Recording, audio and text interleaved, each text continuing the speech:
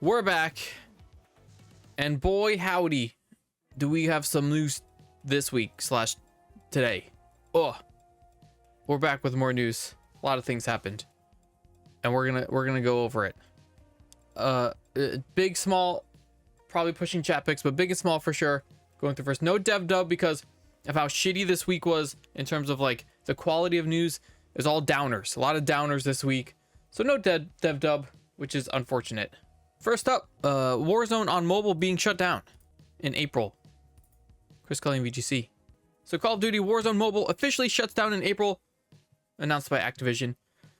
Publisher announced in May that it was pulling the game from its App Store and Google Play Store just a little over a year after its release in March 2024. The game has remained playable, however, for those who downloaded it before its delisting, as its servers have remained active. Activision has now confirmed that this won't be the case for long, with the game servers set to shut down on April 17th. So, final step in the previously communicated service changes to Call of Duty Warzone Mobile. Servers for the Warzone Mobile will go offline on April 17th, 2026. Afterwards, the game will no longer be available for play. This game was actually super populated. This game was actually super popular. Like, there was a lot of people playing Warzone Mobile, like, surprisingly. But now, no more. It's another domino falls. So unfortunate, because obviously people are gonna be let go. Hopefully they bounce back, but this is just the tip of the iceberg. Next up, Andy Robinson, VGC. Ubisoft confirms layoffs at Toronto studio, but insists Splinter Cell's remake is still coming. Around 40 people being laid off. One of the largest studios previously responsible for Watch Dogs Legion and Far Cry 6. I don't think either one of those did very well. I feel like 6 more than Watch Dogs. This decision was not taken lightly and does not in any way reflect the talent, dedication, or contributions of the individuals affected, a spokesperson told Mobile Syrup. Our priority now is to support them through this transition with comprehensive severance packages and robust career replacement assistance. Yeah, okay. Claimed that Toronto would remain a key contributor to several codev mandates and service teams. At the time of its announcement, Ubisoft and Splinter Cell was being rebuilt with the Snowdrop engine, which also powers Division, Avatar: Frontiers of Pandora, and Star Wars Outlaws, to deliver new generation visuals and gameplay and the dynamic lighting and shadows the series is known for. I feel like there's no way, and again, the industry being how it is, it could very easily be wrong. There's no way Splinter Cell remake gets canceled, because if this does, that might be the end for Splinter Cell in general, honestly.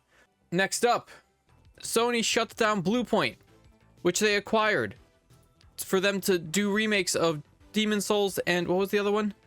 Uncharted, Gravity Rush, God of War Collection. Yeah. And then they well, we'll read the story. Sony spokesperson told Bloomberg that around 70 employees will lose their jobs and claimed that the decision was made following a recent business review.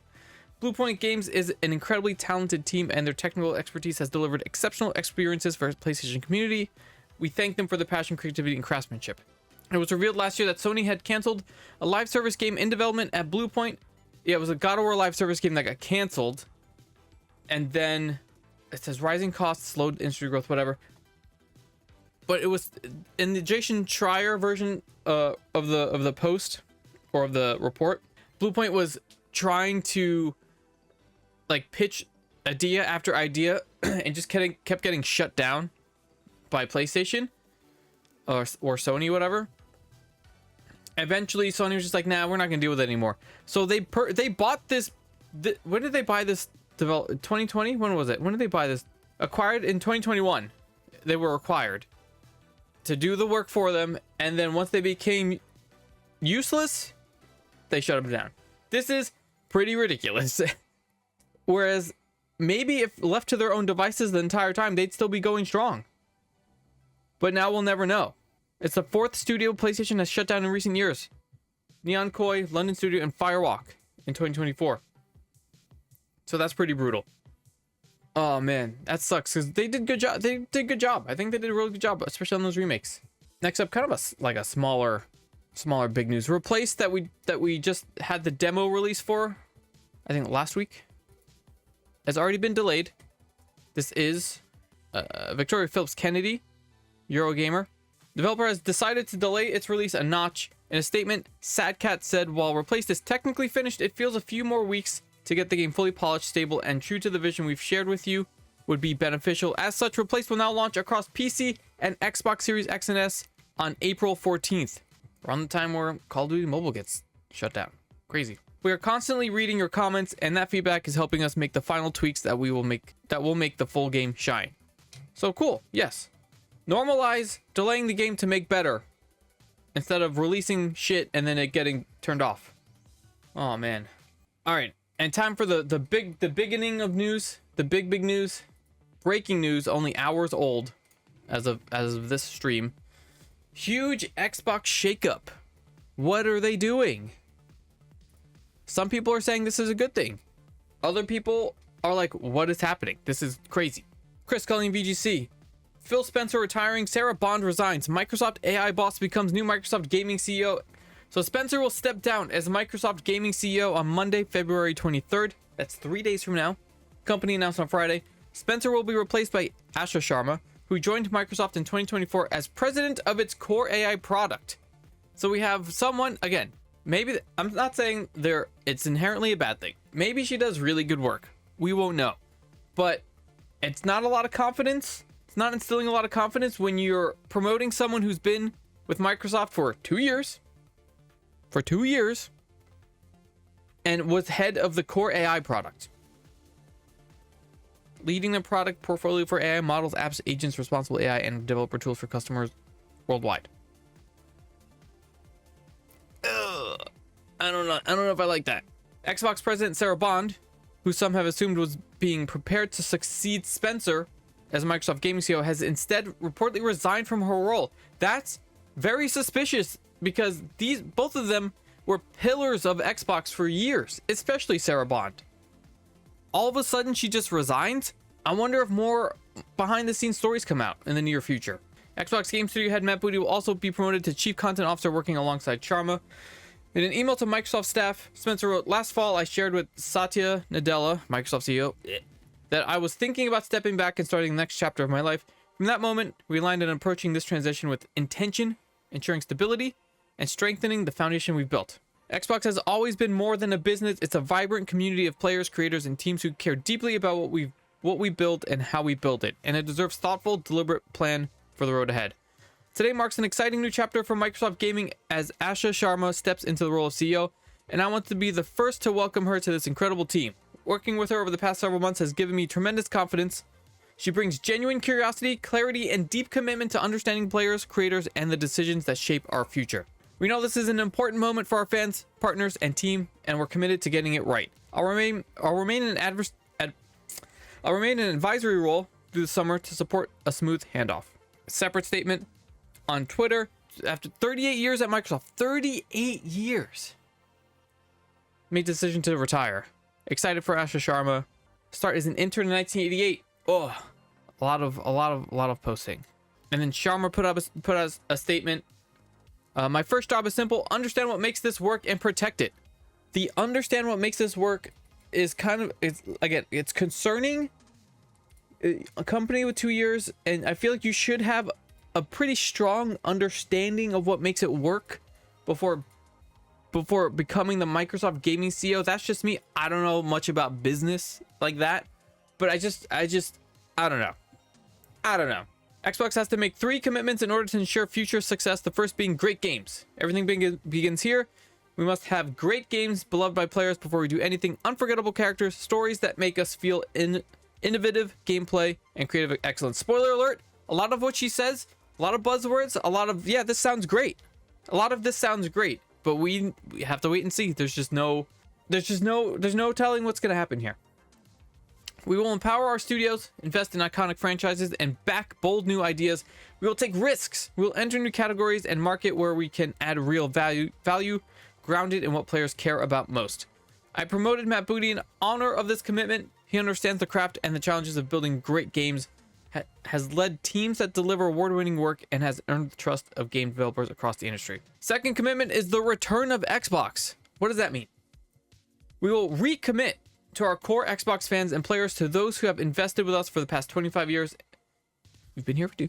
And to the developers who build the expansive universes and experiences that are embraced by players across the world. We will celebrate our roots with a renewed commitment to Xbox, starting with console, which has shaped who we are. I feel like this confirms new hardware, right? It connects us to the players and fans who invest in Xbox, build ambitious experiences for it. I can't talk. I'm fucking exhausted, chat. I'm sorry. Gaming now lives across devices. This is an Xbox. This is an Xbox. So on and so forth. This is Sarah Bond. She will be missed. And this is where it gets a little more concerning. Finally, Sharma stated that Xbox will commit to the future of play, specifically noting that Xbox would not focus on soulless AI slop, a notable comment given the core AI role she is about to depart from. Yes, very notable. We are witnessing the reinvention of play. To meet the moment, we will invent new business models and new ways to play by leaning into what we already have, iconic teams, characters, and worlds that people love. But we will not treat those worlds as static IP to milk and monetize. We will build a shared platform and tools that empower developers and players to create and share their own stories. As monetization and AI evolve and influence the future, we will not chase short-term efficiency or flood our ecosystem with soulless AI slop. Games are and always will be art crafted by humans and created with the most innovative technology provided by us. Yes, that when you say that at face value, yes. But what did she also say? She also said something somewhere else that she doesn't like generative AI. Yeah, Jeff Keighley tweet, new interview with Variety. Asha Sharma says she has no tolerance for bad AI. AI has long been a part of gaming and will continue to be, but great stories are created by humans. Yeah, so on and so forth. Yeah, so what she's saying is cool. AI bad or generative AI bad. But again, we have to wait and see, because like you're coming from, you have to like objectively, you have to like understand that you're coming from one of the heads of AI at Microsoft. Like you gotta see what we're seeing. Like you gotta prove it. You gotta prove yourself. But we'll see. So he's been with Microsoft since 1988. Joined Xbox in 2001 and general manager of Microsoft Studios in 2008. Promoted to lead of Xbox Live in 2014, and then CEO of Microsoft Gaming in 2022. So he's been there. Even before Xbox was a thing, he's been there a long time. 38 years. Deserved retirement. The Sarah Bond stuff is, I wish we had more info on this. Maybe we will get more info, maybe we won't. But I'm super curious to see if there was a reason why she just up and resigned. I hope it's something that she wanted to do and wasn't forced to do. Anyway, that's it for the big news. I'm already out of breath. Let's get to the smaller news, which we have a decent amount of. First up, the creator of God of War apparently does not like the new 2D Ashes of, what is it? Ashes of, what does it say? What's the new game? Ashes of Sparta, Sons of Sparta. Ashes of Creation is the other problematic game, which we might talk about next time. Chris Killing VGC. What the fuck are they thinking? God of War creator says 2D spin-off Sons of Sparta doesn't respect the license. Announced as a surprise shadow drop release during State of Play. Sons of Sparta is a retro style 2D action game developed by Mega Cat Studios in partnership with Santa Monica Studios. Canon story set in Kratos' youth during his harsh training at the Agogi alongside his brother Deimos. However, David Jaffe, the original creator of God of War and director of the first game in the series, says he bought the game and doesn't recommend it, partly because of its story and partly because it doesn't live up to the other retro 2D style games released in recent years. Posted a 9-minute video. 9-minute video. I bought this game. It's a $30 game. I don't like it. I don't recommend it, but I wanted to make a video more about what were they thinking. Like, what the fuck are they thinking? What I played, which is only about an hour of it, I'll never go back to it. It's just like, get over yourselves, man. It's like they just keep stopping over and over, having these characters just talk and talk and talk, and the voice acting is not very good. I want you to think about the choice this team had and Sony Santa Monica had. The idea of saying, hey, we want a 2.5D Metroidvania God of War game. Most gamers, core gamers would say, oh my god, yes, please. The idea that is like, and we don't want it to be the Kratos that you know and love from either 2018's God of War or the Greek trilogy God of War. Fuck it, that character's boring. Nobody likes that Kratos, and we've built billions of dollar franchises on. Let's just make him some generic fucking kid like we're watching a fucking WB Kids TV show or something. It makes no fucking sense. Anyway, he really didn't like it. I did watch a gameplay of like the first 40-ish minutes, and he's not entirely wrong. Like the first 30 minutes is mostly like, it's like you start the game, a little bit of yap, you play through like an intro level, good action, and then it's like 20-25 minutes of yap in a 2D action game, which is a little weird. So that part I understand. The game still looks cool. The game still looks pretty cool. And it's not for everybody, obviously, and not everyone's gonna like it. And everyone include like the general everyone includes maybe the creator of God of War, which is fine. He doesn't have to like it. There are some people who are gonna like it. We will. What's the rating on this right now? What's the reviews? What's the Metacritic on this right now? 6.2. It's just probably about right for this type of game. 66 out of 100. Not bad. Not a bad game. Not a bad game. We need to really like. I think we're forever stuck in this. Like every game has to be a 10 out of 10. Like just because it's a like a 5 to 7 doesn't mean it's a bad game. You know, it's just not a big giant game. You know. Next up, Sony. We were just talking about new consoles recently, and already Sony might be delaying. Chris Cullen, VGC. Sony's considering holding back PlayStation 6 until 2028 or 2029, report claims, because of the RAM prices. Dubbing it Ramageddon, asks numerous tech analysts on their views on the ongoing increased RAM prices, a surge mainly attributed to AI data centers buying up huge quantities of it, making supplies scarce. Apple, Tesla, and at least a dozen other major companies or corporations have warned that the shortage of memory will constrain product in the future. Sony Group Corp is now considering pushing back the debut of its next PlayStation console to 2028 or even 2029. That's 3 years. Basically 4, because we're at the beginning of this year. And follow-up, which they talk about here, I thought I put the story in here, but there was another story, I guess I didn't put it in here, that the Switch is also raising prices in Japan by like $200. Oh no, it's the ROG Ally. That's what it is. That's why it's not. That's why it's the Switch 2 accessories, but the ROG Ally is getting the price jump, not the Switch. Wrong handheld. Sorry, gamers. Chris Cullen, VGC. Follow up. ROG Xbox Ally X, dumb name, gets a price increase of nearly $200 in Japan. Whoa. And it's again because of the RAM surges. The standard ROG Xbox Ally X remains the same price. The ROG Xbox Ally X now costs $1109. Increase of $196. That's so much. That's such a significant. That's like half another console. That's so significant, or a third of another console. So significant. Parts issues, right? Same thing with the Steam Deck. Same thing with the Steam Deck, because of part issues. They're out of stock for like basically the foreseeable future. The Steam Decks the OLED Steam Decks are like out of stock. This is Chris Cullen, VGC again. So that's already 3 gaming systems having issues all at the same time, conveniently. Steam Deck OLED may be out of stock intermittently in some regions due to memory and storage shortages. Steam Deck LCD is no longer in production and once sold out will no longer be available. Oh, oh man. I wonder when we'll see the next Xbox consoles getting delayed too story. Next up, we're getting through this fairly quickly, thank God. Is Hyperscape coming back? Probably not, but someone's trying. Someone is trying. This is Fran Ruiz, Eurogamer. And I don't know how many of you out there in chat or watching the video remember Hyperscape, but I do. And I remember it being a lot of, like a ton of fun. I was very not good at it. I feel like I'd be much better at it now.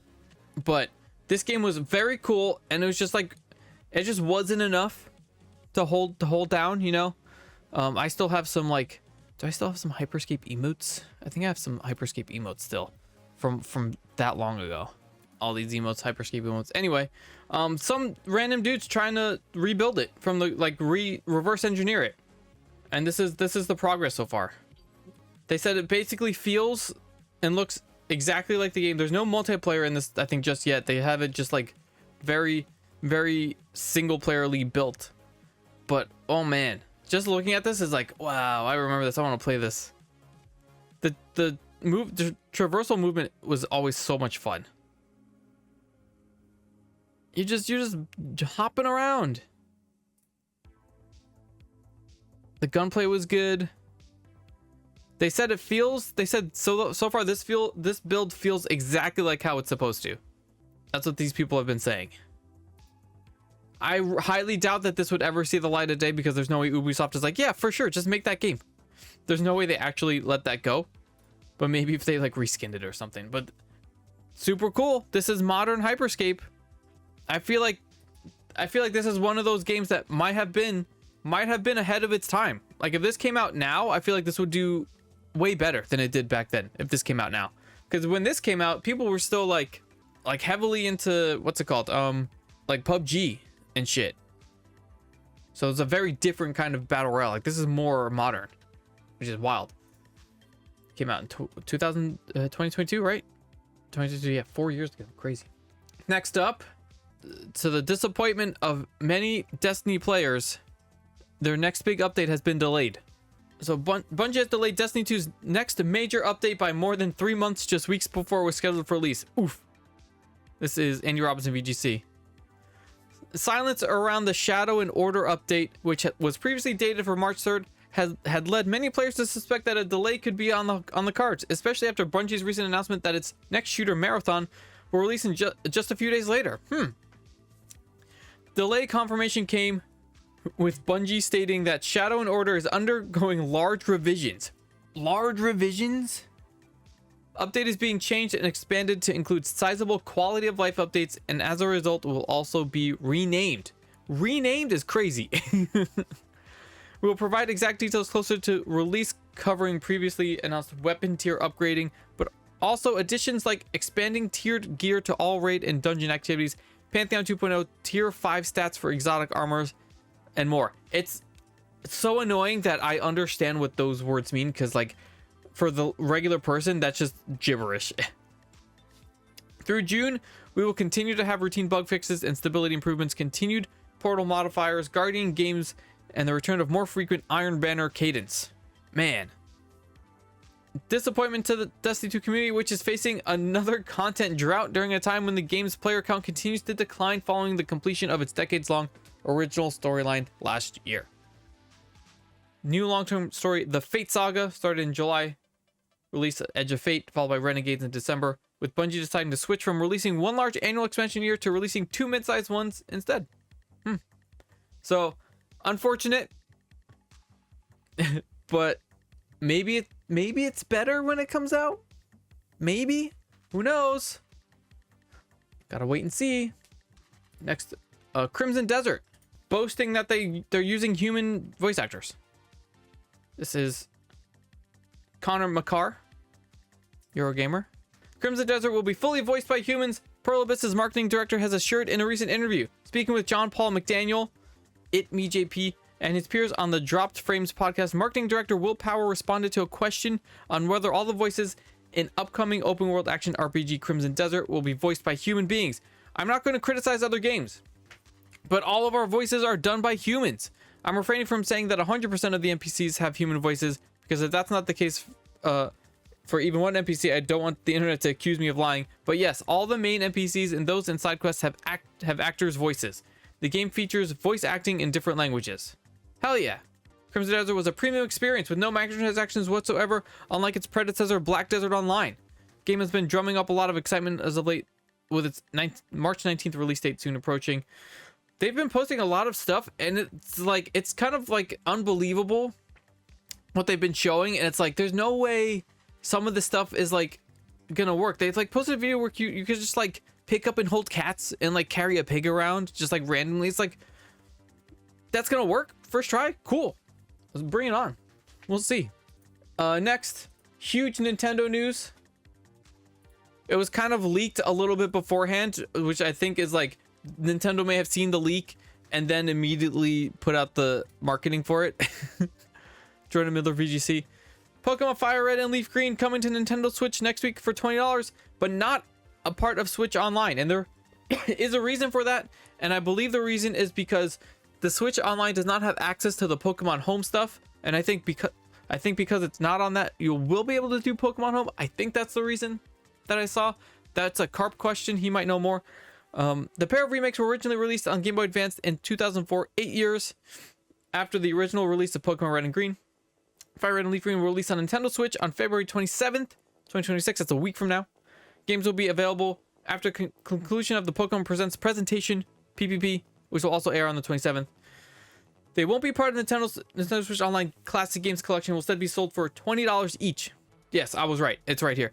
One reason for the game's lack of inclusion on NSO is that the Pokemon Company will likely wouldn't allow for some Nintendo Switch Online's features like save states or rewinding to impact the game.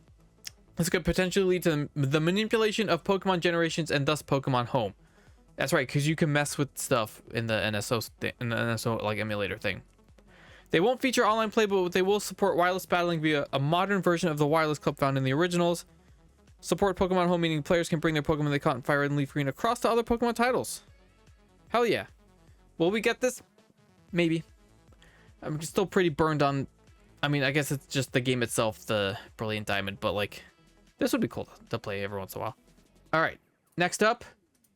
An AI game has been cancelled. Yippee? Chris Scully, VGC. XCOM's Jake Solomon announces his new studio is closing, reveals now canceled AI-driven narrative game. Womp womp, my dude.